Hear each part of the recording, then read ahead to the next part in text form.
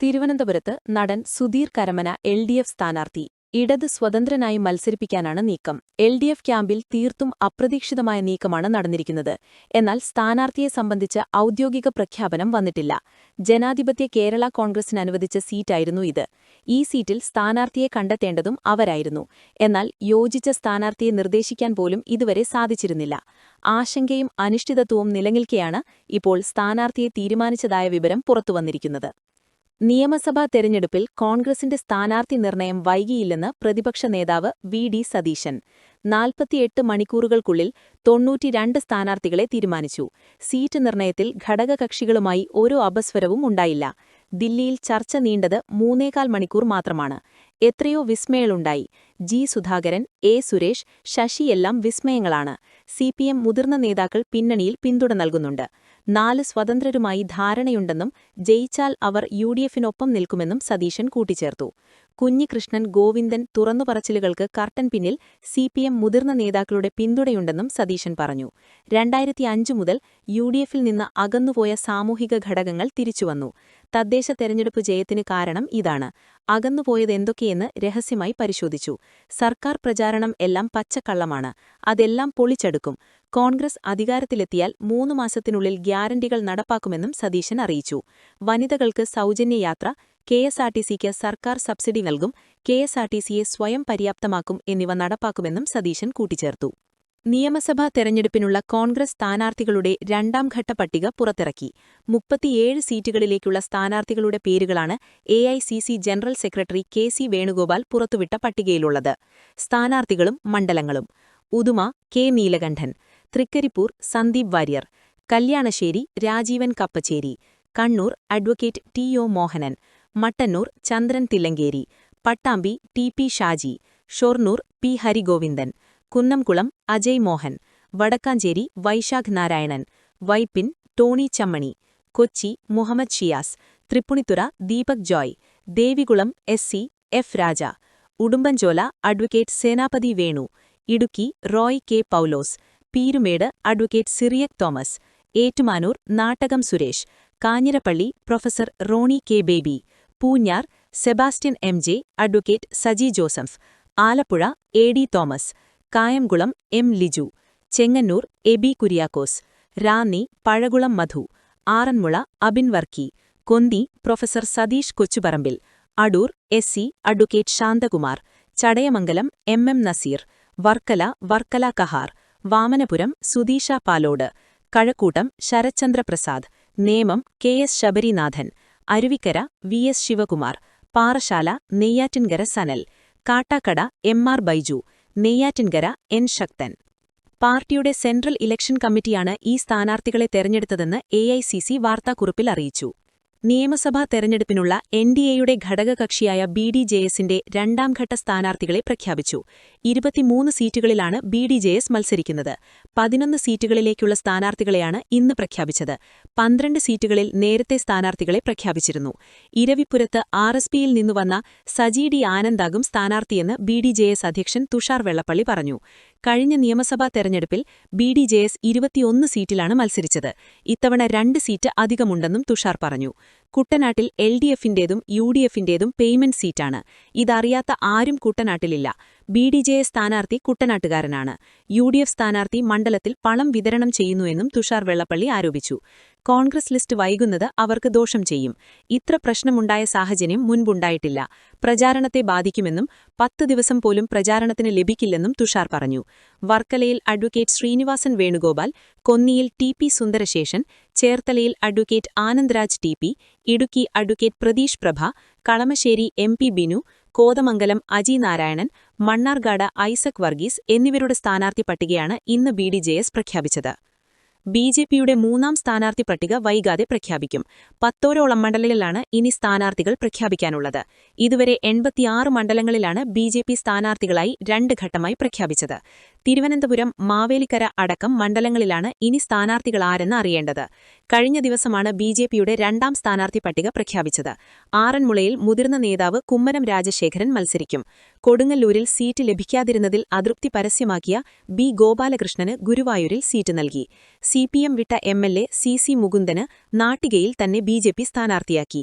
Big boss താരം Robin Radhakrishnan കുണ്ടറയിൽ സ്ഥാനാർത്ഥിയായി. ധർമ്മടത്ത് പിണറായിക്കെതിരെ K രഞ്ജിത്തും മത്സരിക്കും. ഇതടക്കം 39 പേരുടെ പട്ടികയാണ് കഴിഞ്ഞ ദിവസം ബിജെപി പ്രഖ്യാപിച്ചത്. ഇതോടെ 86 സീറ്റുകളിൽ ബിജെപി സ്ഥാനാർത്ഥികളായി. സ്ഥാനാർത്ഥി പട്ടികയിൽ നിന്നും ഒഴിവാക്കിയതിൽ എൽദോസ് കുന്നപ്പിള്ളിയുടെ അതൃപ്തി തുടരുന്നതിനിടെ പ്രചാരണ പ്രവർത്തനങ്ങളുമായി സജീവമാകാൻ പെരുമ്പാവൂരിലെ യുഡിഎഫ് സ്ഥാനാർത്ഥി മനോജ് മൂത്തേടൻ തീരുമാനിച്ചു. പെരുമ്പാവൂരിൽ അനുകൂലമായ സാഹചര്യമാണെന്നും എൽദോസ് കുന്നപ്പിള്ളി തന്റെ സുഹൃത്താണെന്നും മനോജ് മൂത്തേടൻ പറഞ്ഞു. എൽദോസ് കുന്നപ്പിള്ളിയുടെ അടുത്ത നീക്കം എന്തായിരിക്കുമെന്ന് ഇതുവരെ പ്രഖ്യാപിച്ചിട്ടില്ല. അടുപ്പമുള്ള പ്രവർത്തകരുമായി സംസാരിച്ച ശേഷം മത്സരിക്കുന്നതിൽ ഇന്ന് തീരുമാനമുണ്ടാകും. അനുനയ നീക്കവുമായി കാണാനായി വന്ന പെരുമ്പാവൂരിലെ സ്ഥാനാർത്ഥി മനോജ് മൂത്തേടനെ ഇന്നലെ കാണാൻ എൽദോസ് തയ്യാറായിരുന്നില്ല. കടുത്ത നീക്കങ്ങളിലേക്ക് എൽദോസ് കടക്കില്ല എന്ന വിശ്വാസത്തിലാണ് മുതിർന്ന നേതാക്കൾ. ഏറ്റുമാനൂരിൽ സ്ഥാനാർത്ഥിയാകുമെന്ന പ്രതീക്ഷയിൽ പോസ്റ്റർ പ്രിന്റ് ചെയ്ത കോൺഗ്രസ് നേതാവ് ജോസഫ് വാഴയ്ക്കൻ നടത്തിയ തയ്യാറെടുപ്പെല്ലാം വെറുതെയായി. മത്സരിക്കാൻ സീറ്റ് കിട്ടുമെന്ന് പ്രതീക്ഷിച്ച് ലക്ഷങ്ങൾ ചിലവഴിച്ചാണ് പോസ്റ്ററും ഫ്ലെക്സ് ബോർഡും ജോസഫ് വാഴയ്ക്കൻ തയ്യാറാക്കിയത്. ഏകദേശം 1 ലക്ഷം പോസ്റ്ററുകളും 2500 ഫ്ലെക്സ് ബോർഡുകളുമാണ് തയ്യാറാക്കിയിരുന്നത്. പ്രചാരണ സാമഗ്രികൾ ഇറക്കാൻ നിർദ്ദേശം നൽകിയതെന്ന് ജോസഫ് വാഴയ്ക്കാനൊപ്പമുള്ള പ്രവർത്തകർ പറയുന്നു. നേതൃത്വം അനീതി കാണിച്ചുവെന്നാണ് വാഴയ്ക്കാന്റെ വാദം. നാട്ടകം സുരേഷാണ് ഏറ്റുമാനൂരിലെ കോൺഗ്രസ് സ്ഥാനാർത്ഥി. വരാനിരിക്കുന്ന നിയമസഭാ തെരഞ്ഞെടുപ്പിൽ യുഡിഎഫ് 100-ലധികം സീറ്റുകൾ നേടി കരുത്തോടെ അധികാരത്തിൽ വരുമെന്ന് അടൂർ പ്രകാശ് എംപി പറഞ്ഞു. സ്ഥാനാർത്ഥി നിർണയവുമായി ബന്ധപ്പെട്ട് ഉയർന്ന വിവാദങ്ങൾക്കും ആശയക്കുഴപ്പങ്ങൾക്കും മറുപടി പറയുകയായിരുന്നു യുഡിഎഫ് കൺവീനർ. ദേശീയ പാർട്ടിയെന്ന നിലയിൽ തീരുമാനങ്ങൾ എടുക്കുന്നതിലുണ്ടായ സ്വാഭാവികമായ കാലതാമസം മാത്രമാണെന്ന് അദ്ദേഹം വ്യക്തമാക്കി. സിപിഎമ്മിനെ പോലെ പ്രാദേശികമായി തീരുമാനങ്ങൾ എടുക്കാൻ കോൺഗ്രസിന് കഴിയില്ല എന്നദ്ദേഹം ചൂണ്ടിക്കാട്ടി. ഒരു അഖിലേന്ത്യാ പാർട്ടിയെന്ന നിലയിൽ ഹൈക്കമാൻഡ് തലത്തിലുള്ള ആലോചനകൾ ആവശ്യമാണ്. സ്ഥാനാർത്ഥി പട്ടിക വൈകിയെന്ന ആരോപണത്തിൽ അടിസ്ഥാനമില്ല. പാർട്ടി എടുത്ത തീരുമാനങ്ങൾ ശരിയാണ്. യുഡിഎഫ് അധികാരത്തിലെത്തിയാൽ മുഖ്യമന്ത്രിയെ ഹൈക്കമാൻഡ് തീരുമാനിക്കുമെന്നും അദ്ദേഹം കൂട്ടിച്ചേർത്തു. കൊന്നിയിൽ മത്സരിക്കണമെന്ന ആഗ്രഹം ഞാൻ എഐസിസിയെ അറിയിച്ചിരുന്നില്ല. പാർട്ടി നിർദ്ദേശപ്രകാരമാണ് ഞാൻ ആറ്റിങ്ങലിൽ മത്സരിച്ചത്. കൊന്നിയിലെ ജനങ്ങൾ എന്നെ കക്ഷി രാഷ്ട്രീയത്തിനപ്പുറത്ത് സ്നേഹിക്കുന്നു. അവിടുത്തെ പ്രശ്നങ്ങളെക്കുറിച്ച് പാർട്ടി എന്നോട് ചോദിച്ചു. കൊന്നിയിൽ ഇപ്പോൾ പ്രഖ്യാപിക്കപ്പെട്ട സ്ഥാനാർത്ഥി ഞാൻ നൽകിയ പേരാണ്. എംപിമാർ നിയമസഭയിലേക്ക് മത്സരിക്കേണ്ട എന്ന എഐസിസി തീരുമാനം ഞാൻ പൂർണ്ണമായും അംഗീകരിക്കുന്നു, അദ്ദേഹം വ്യക്തമാക്കി. തെരഞ്ഞെടുപ്പ് പ്രചാരണത്തിനായി രാഹുൽ ഗാന്ധി കേരളത്തിലേക്ക്. ബുധനാഴ്ച രാഹുൽ കോഴിക്കോട് യുഡിഎഫ് റാലിയിൽ പങ്കെടുക്കുമെന്ന് AICC general secretary K C. Venugopal അറിയിച്ചു. വരാനിരിക്കുന്ന നിയമസഭാ തെരഞ്ഞെടുപ്പിൽ 4 ജില്ലകളിലെ മുഴുവൻ സീറ്റുകളിലും യുഡിഎഫ് വിജയിക്കുമെന്ന് പ്രതിപക്ഷ നേതാവ് വി.ഡി. സതീശൻ ആത്മവിശ്വാസം പ്രകടിപ്പിച്ചു. പത്തനംതിട്ടയിലെയും ഇടുക്കിയിലെയും 5-ൽ 5 സീറ്റുകളും വിജയിക്കാനാകുമെന്നാണ് വിലയിരുത്തൽ. കോട്ടയത്ത് 1-2 സീറ്റുകളിൽ മാത്രമാണ് മത്സരമെന്ന് പ്രതിപക്ഷ നേതാവ് പറഞ്ഞു. മലപ്പുറത്തെ 16 സീറ്റുകൾ പൂർണ്ണമായും വിജയിക്കുമെന്നതാണ് ട്രെൻഡെന്ന് വി.ഡി. സതീശൻ ആത്മവിശ്വാസം പ്രകടിപ്പിച്ചു. എറണാകുളത്തെ 14 സീറ്റുകളും യുഡിഎഫിന് ലഭിക്കുമെന്നതാണ് ട്രെൻഡെന്ന് വി.ഡി. സതീശൻ പറഞ്ഞു. തിരുവനന്തപുരം സെൻട്രൽ മണ്ഡലത്തിൽ എൻഡിഎ സ്ഥാനാർത്ഥിയായി കരമന ജയനെ ബിജെപി പ്രഖ്യാപിച്ചു. എൽഡിഎഫ് വിട്ട ആർജെഡിയുടെ സംസ്ഥാന നേതാവും മുൻ മന്ത്രിയുമായ സുരേന്ദ്രൻ പിള്ളയെ പരിഗണിക്കാതെയാണ് കരമന ജയനെ രംഗത്തിറക്കാൻ ബിജെപി തീരുമാനിച്ചത്. സ്ഥാനാർത്ഥി പ്രഖ്യാപനവുമായി ബന്ധപ്പെട്ട് പാർട്ടിക്കുള്ളിൽ വിവിധ ചർച്ചകൾ നടന്നിരുന്നുവെങ്കിലും സംഘടനാപരമായ പ്രവർത്തന പരിചയവും മണ്ഡലത്തിലെ സാന്നിധ്യവും പരിഗണിച്ചാണ് കരമന ജയനെ തെരഞ്ഞെടുത്തതെന്നാണ് സൂചന. കേരളത്തിലെ കോൺഗ്രസിന്റെ സ്ഥാനാർത്ഥി നിർണയത്തിൽ അതൃപ്തി പരസ്യമാക്കി എഐസിസി വക്താവ് ഷമ മുഹമ്മദ് രംഗത്ത്. നിരസിക്കപ്പെട്ടു, പക്ഷേ പരാജയപ്പെടില്ല. കഴിവുള്ള സ്ത്രീകളെ തഴയുകയാണ്. കേരളത്തിലെ കോൺഗ്രസ് പ്രവർത്തകരായ സ്ത്രീകളെ സഹായിക്കാൻ രാഹുൽ ഗാന്ധിയോട് അഭ്യർത്ഥിക്കുന്നുവെന്ന് അവർ സമൂഹമാധ്യമത്തിൽ കുറിച്ചു. 9 സ്ത്രീകൾക്കു മാത്രമാണ് ഇക്കുറി ടിക്കറ്റ് നൽകിയത്. ലോക്സഭയിൽ ഒരിടത്തു മാത്രമായിരുന്നു സീറ്റ്. നിരാശയും സങ്കടവും തോന്നുന്നുവെന്നും ഷമ മുഹമ്മദ് പറഞ്ഞു. സ്ഥാനാർത്ഥിത്വത്തെ ചൊല്ലി വിമതഭീഷണിയും പ്രതിഷേധവും തീരാതെ യുഡിഎഫ്. പുനലൂർ മുസ്ലിം ലീഗിന് നൽകിയതിനെതിരെ വിമത സ്ഥാനാർത്ഥിയെ നിർത്താനുള്ള നീക്കത്തിൽ നിന്ന് പിന്മാറാതെ കോൺഗ്രസ് പ്രാദേശിക നേതൃത്വം. ഡിസിസി ട്രഷറർ നെൽസൺ സെബാസ്റ്റിനെ വിമത സ്ഥാനാർത്ഥിയാക്കാനുള്ള തീരുമാനത്തിൽ ഉറച്ചുനിൽക്കുന്നു. പുനലൂർ പ്രശ്നം ഡിസിസിയുടെ കയ്യിൽ നിൽക്കുന്നതല്ലെന്നും സംസ്ഥാന നേതൃത്വം ഇടപെടണമെന്നും കൊല്ലം ഡിസിസി പ്രസിഡന്റ് ആവശ്യപ്പെട്ടു. അനുനയ നീക്കം എഐസിസിയും സംസ്ഥാന നേതൃത്വവും നടത്തും. പുനലൂരിലെ സ്ഥാനാർത്ഥിയായി നൌഷാദ് യൂനിസിന്റെ പേരാണ് ലീഗ് പ്രഖ്യാപിച്ചത്. തൊട്ടുപിന്നാലെ തന്നെ പ്രാദേശിക കോൺഗ്രസ് നേതൃത്വം യോഗം ചേർന്ന് സ്വയം സ്ഥാനാർത്ഥിയെ പ്രഖ്യാപിക്കുകയായിരുന്നു. ഡിസിസി ട്രഷററും പുനലൂർ മണ്ഡലം യുഡിഎഫ് ചെയർമാനും പുനലൂർ നഗരസഭ യുഡിഎഫ് പാർലമെന്ററി പാർട്ടി ലീഡറുമായ നെൽസൺ സെബാസ്റ്റ്യനെയാണ് സ്ഥാനാർത്ഥിയാക്കിയത്. പുനലൂർ രാജാരോഹിണി ഓഡിറ്റോറിയത്തിൽ ചേർന്ന് അഞ്ചൽ, പുനലൂർ ബ്ലോക്കുകളിലെ കോൺഗ്രസ് ഭാരവാഹികളുടെയും ജനപ്രതിനിധികളുടെയും യോഗമാണ് സ്ഥാനാർത്ഥിയെ നിശ്ചയിച്ചത്. കോൺഗ്രസിന്റെ സ്ഥാനാർത്ഥി മത്സരിച്ചാൽ വിജയസാധ്യത ഉറപ്പാണെന്ന് പലതവണ പ്രാദേശിക നേതൃത്വം കോൺഗ്രസിന്റെ എല്ലാ മുതിർന്ന നേതാക്കളെയും അറിയിച്ചിരുന്നതാണെന്ന് കെപിസിസി മുൻ ഉപാധ്യക്ഷൻ ഭാരതിപുരം ശശി പറഞ്ഞു. കഴിഞ്ഞ 2 തവണ മുസ്ലിം ലീഗിന് വിട്ടുനൽകിയതോടെ പുനലൂരിൽ എൽഡിഎഫ് സ്ഥാനാർത്ഥിയുടെ ഭൂരിപക്ഷം വർദ്ധിക്കുകയാണുണ്ടായതെന്നാണ് വാദം. ഇതോടെ സീറ്റ് കോൺഗ്രസിന് തിരിച്ചു നൽകണമെന്ന് കോൺഗ്രസ് നേതാക്കൾ ആവശ്യപ്പെട്ടിരുന്നു. സാമുദായിക സമവാക്യങ്ങൾ അടക്കം കണക്കിലെടുത്തുള്ള സ്ഥാനാർത്ഥി ചർച്ചകളും പുരോഗമിച്ചു. K Sasidharan, S Sanjay Khan, Simon Alex, Eroor Subhash തുടങ്ങിയവരൊക്കെ സ്ഥാനാർത്ഥിയാകുമെന്ന് പ്രതീക്ഷിച്ചെങ്കിലും ആർക്കും സീറ്റ് നൽകിയില്ല.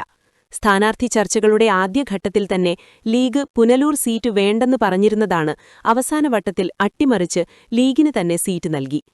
പെരുന്നാൾ ഖുതുബയ്ക്കിടെ ഇമാം കുഴഞ്ഞു വീണു മരിച്ചു.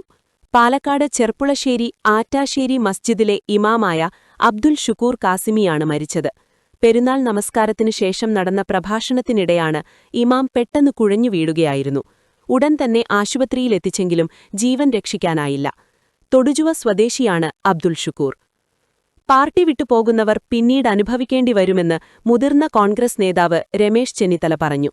സീറ്റിന് അർഹരായ നിരവധി ആളുകൾ പാർട്ടിയിലുണ്ടെന്നും സീറ്റ് ആഗ്രഹിച്ച പലർക്കും നിരാശയുണ്ടാകുന്നത് സ്വാഭാവികമാണെന്നും അദ്ദേഹം പറഞ്ഞു.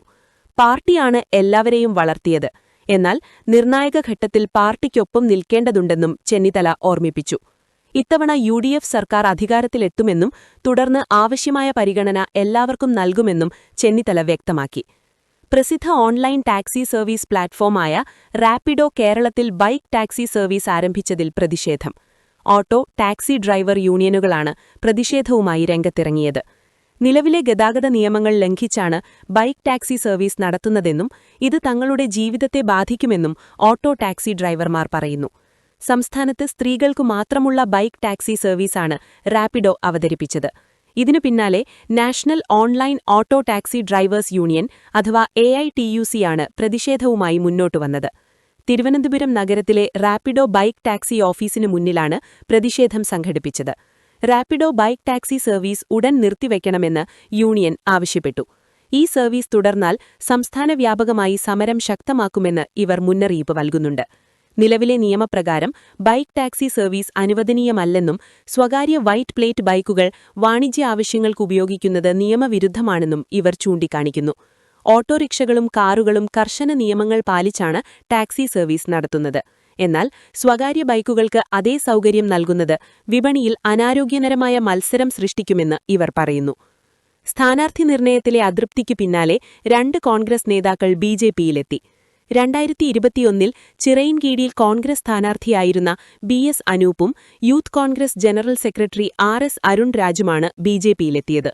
ഇരുവർക്കും BJP സ്ഥാനാധ്യക്ഷൻ രാജീവ് ചന്ദ്രശേഖർ അംഗത്വം നൽകി.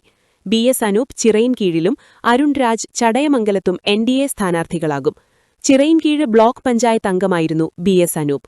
KPCC നിർവാഹക സമിതി അംഗമായിരുന്നു അരുൺ രാജ്.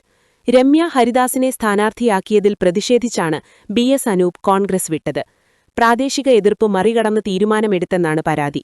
അതേസമയം തിരുവനന്തപുരം സെൻട്രൽ മണ്ഡലത്തിൽ NDA സ്ഥാനാർത്ഥിയായി തീരുമാനിച്ചത് കരമന ജയനെയാണ്. LDF വിട്ട RJDയുടെ സ്ഥാനനേതാവും മുൻ മന്ത്രിയുമായ സുരേന്ദ്രൻ പിള്ളയെ പരിഗണിക്കാതെയാണ് കരമന ജയനെ രംഗത്തിറക്കാൻ BJP തീരുമാനിച്ചത്. സ്ഥാനാർത്ഥി പ്രഖ്യാപനവുമായി ബന്ധപ്പെട്ട് പാർട്ടിക്കുള്ളിൽ വിവിധ ചർച്ചകൾ നടന്നിരുന്നുവെങ്കിലും സംഘടനാപരമായ പ്രവർത്തന പരിചയവും മണ്ഡലത്തിലെ സാന്നിധ്യവും പരിഗണിച്ചാണ് കരമന ജയനെ തീരുമാനിച്ചത്. അതേസമയം മണ്ഡലത്തിൽ LDF സ്ഥാനാർത്ഥിയെ ഇതുവരെ പ്രഖ്യാപിച്ചിട്ടില്ല. യൂത്ത് കോൺഗ്രസ് മുൻ സംസ്ഥാന വൈസ് പ്രസിഡന്റായ NS നുസൂർ കോൺഗ്രസ് വിടും. നേതൃത്വത്തിനെതിരെയും സ്ഥാനാർത്ഥി നിർണയത്തിലെ അപാകതകൾക്കെതിരെയും അതിരൂക്ഷമായ ആരോപണങ്ങൾ ഉന്നയിച്ചാണ് പാർട്ടി വിടാനുള്ള തീരുമാനത്തിലേക്ക് അദ്ദേഹം നീങ്ങുന്നത്. വർഷങ്ങളായി പാർട്ടിയിൽ തന്നെ നിരന്തരം അവഗണിക്കുകയാണ്, അർഹമായ പരിഗണന ലഭിക്കുന്നില്ലെന്നും നുസൂർ ആരോപിച്ചു. ഇത്രയും ജീർണിച്ച ഒരു സ്ഥാനാർത്ഥി പട്ടിക ഇതിനു മുൻപുണ്ടായിട്ടില്ലെന്നും യുവാക്കളെ പാർട്ടിക്കുള്ളിൽ മനഃപൂർവ്വം തഴയുന്ന സമീപനമാണ് നേതൃത്വം സ്വീകരിക്കുന്നതെന്നും അദ്ദേഹം കുറ്റപ്പെടുത്തി. നിയമസഭാ തിരഞ്ഞെടുപ്പിൽ ബിജെപിയും കോൺഗ്രസും തമ്മിൽ രഹസ്യധാരണയുണ്ടെന്ന് നുസൂർ ആരോപിക്കുന്നു. നേമത്ത് ബിജെപിയെ സഹായിക്കാൻ കോൺഗ്രസ് ശ്രമിക്കുന്നുവെന്നും വട്ടിയൂർക്കാവ്, അരുവിക്കര മണ്ഡലങ്ങളിൽ കോൺഗ്രസിനെ ബിജെപി സഹായിക്കുന്ന തരത്തിലുള്ള ധാരണയാണുള്ളതെന്നും നുസൂർ പറഞ്ഞു. ജപ്തി തടയാൻ ബസിന്റെ ടയറുകൾ ഊരിമാറ്റി. ഒടുവിൽ ക്രെയിൻ ഉപയോഗിച്ച് ജപ്തി നടപടി പൂർത്തിയാക്കി. ജോലി തട്ടിപ്പിൽ നഷ്ടപരിഹാരം നൽകാൻ പ്രതിയുടെ ബസ് ജപ്തി ചെയ്യാൻ കോടതി ഉത്തരവിട്ടതിനു പിന്നാലെ കൊച്ചിയിലാണ് വിചിത്ര സംഭവങ്ങൾ നടന്നത്. സ്റ്റേജ് ആർട്ടിസ്റ്റും നടനും ഗാനമേള ട്രൂപ്പ് കോതമംഗലം കലാഗൃഹം ഡയറക്ടറുമായ എറണാകുളം നെല്ലിമട്ടം കാക്കനാട് വീട്ടിലെ കലാഭവൻ സോബി ജോർജാണ് കേസിലെ പ്രതി. സോബിയുടെ ബസ് കൊണ്ടുപോകാതിരിക്കാനായി ടയറുകളെല്ലാം ഊരിമാറ്റിവച്ചിരിക്കുകയായിരുന്നു. എന്നാൽ കോടതി ഉത്തരവുണ്ടെങ്കിൽ അതിനു മുന്നിൽ തന്ത്രങ്ങൾക്കൊക്കെ എത്രത്തോളം വിലപ്പോകുമെന്ന് തെളിയിച്ച സംഭവമാണ് കഴിഞ്ഞ ദിവസം നടന്നത്. ടയർ ഊരിമാറ്റിയാൽ ബസ് കൊണ്ടുപോകാനാവില്ലെന്ന പ്രതിയുടെ ആത്മവിശ്വാസം അധികം നീണ്ടില്ല. പോലീസും ആർടിഒയും ക്രെയിനുമായി എത്തി. ഒട്ടും വൈകാതെ ടയറില്ലാത്ത ബസ്സിനെ കോടതിയിലെത്തിച്ചു. 2013 യുഎസിലെ സൂപ്പർമാർക്കറ്റിൽ മകന് ജോലി വാഗ്ദാനം ചെയ്ത് കൂനമ്മാവ് സ്വദേശിയായ TV സെബാസ്റ്റ്യന്റെ കയ്യിൽ നിന്ന് 2,50,000 രൂപ തട്ടിയെന്നാണ് കേസ്. 2018 കോതമംഗലം മുൻസിഫ് കോടതി 2,84,000 രൂപ ഈടാക്കി നൽകാൻ ഉത്തരവിട്ടിരുന്നു. പക്ഷേ സോബി ജോർജിന്റെ നിസ്സഹകരണത്താൽ വിധി നടപ്പായില്ല. തുടർന്ന് ആസ്തികൾ കണ്ടെത്തിയതോടെ 2025 സെപ്റ്റംബർ 21 എറണാകുളം പ്രിൻസിപ്പൽ മുൻസിഫ് കോടതി ബസ് ജപ്തി ചെയ്ത് നഷ്ടപരിഹാരവും പലിശയും ചേർത്ത് 5,51,274 രൂപ ഈടാക്കാൻ ഉത്തരവിട്ടിരിക്കുകയായിരുന്നു. ചൊവ്വാഴ്ച ഊന്നുകൽ പോലീസ് സ്റ്റേഷനിൽ നിന്നുള്ള ഉദ്യോഗസ്ഥരും കോതമംഗലം ജോയിന്റ് ആർടിഒയിലെ മോട്ടോർ വെഹിക്കിൾ ഇൻസ്പെക്ടറും സ്ഥലത്തെത്തി നടപടികൾ പൂർത്തിയാക്കി. വയലിനിസ്റ്റ് ബാലഭാസ്കറിന്റെ മരണത്തിൽ ദുരൂഹതയാരോപിച്ച് രംഗത്തെത്തുകയും പ്രതികളെ അപകടസ്ഥലത്ത് കണ്ടതായി മൊഴി നൽകുകയും ചെയ്ത സോബി ജോർജിനെതിരെ നിരവധി തട്ടിപ്പു കേസുകളാണ് നിലവിലുള്ളത്. 7ാമത്തെ പ്രസവത്തിനു പിന്നാലെ യുവതി മരിച്ച സംഭവത്തിൽ അക്യുപങ്ക്ചറിസ്റ്റായ ഭർത്താവിനെതിരെ പരാതിയുമായി കുടുംബം. തൃശൂർ എടത്തിഴിയൂരിലെ മുഹസിനെയാണ് മരിച്ചത്. യുവതിക്ക് ഭർത്താവ് ഇബ്രാഹിം അക്യുപങ്ക്ചർ ചികിത്സയാണ് നൽകിയത്. ചികിത്സയുടെ ഭാഗമായി രൂപപ്പെട്ട മുറിവുകളിലുണ്ടായ അണുബാധയാണ് മുഹസിനയുടെ മരണത്തിന് കാരണമെന്നും കുടുംബം ആരോപിക്കുന്നു. പരാതിയിൽ ചാവക്കാട് പോലീസ് കേസെടുത്തു. 15 വർഷം മുൻപാണ് മുഹസിനയും ഇബ്രാഹിമും വിവാഹമായത്. ഇതിനിടെ 7 തവണ മുഹസിന പ്രസവിച്ചു. 6 പ്രസവങ്ങൾ ആശുപത്രിയിൽ വച്ചായിരുന്നു. എങ്കിലും തുടർ ചികിത്സയോ കുട്ടികൾക്ക് രോഗപ്രതിരോധ കുത്തിവെപ്പുകളോ ഇബ്രാഹിം നൽകിയില്ലെന്ന് കുടുംബം പറയുന്നു. UDF പരാജയപ്പെട്ടാൽ വനവാസത്തിന് പോകുമെന്നു പറഞ്ഞത് വെറുതെയല്ലെന്ന് VD സതീശൻ. സ്ഥാനാർത്ഥി പട്ടിക വൈകുന്നത് ഒരു തരത്തിലും പ്രചാരണത്തിന്റെ ശോഭ കെടുത്തിയിട്ടില്ലെന്നും VD സതീശൻ പറഞ്ഞു. MP-മാർ മത്സരിക്കണമോ എന്നതിൽ തനിക്ക് അഭിപ്രായമുണ്ട്. എന്നാൽ അതേക്കുറിച്ച് ഇപ്പോൾ പറയുന്നില്ല. MP-മാർ മത്സരിക്കേണ്ടെന്നത് ഹൈക്കമാൻഡ് തീരുമാനമായിരുന്നു. മുഖ്യമന്ത്രി സ്വന്തം മണ്ഡലത്തിൽ പോയതിനേക്കാൾ 50 മടങ്ങ് ഞാൻ പറവൂരിൽ വന്നിട്ടുണ്ടെന്നും VD സതീശൻ പറഞ്ഞു. പറവൂരിലെ റോഡ് ഷോയ്ക്കിടെ സംസാരിക്കുകയായിരുന്നു VD സതീശൻ. ഇന്ന് ദില്ലിയിൽ നിന്നെത്തിയ ശേഷം VD സതീശൻ സ്വന്തം മണ്ഡലമായ പറവൂരിലേക്കാണ് ആദ്യം പോയത്. തുടർന്ന് വൈകിട്ട് നടന്ന റോഡ് ഷോയോടുകൂടി മണ്ഡലത്തിലെ പ്രചാരണ പരിപാടികൾക്ക് തുടക്കമിടുകയായിരുന്നു. 100 കണക്കിന് പ്രവർത്തകരാണ് റോഡ് ഷോയിൽ പങ്കെടുത്തത്.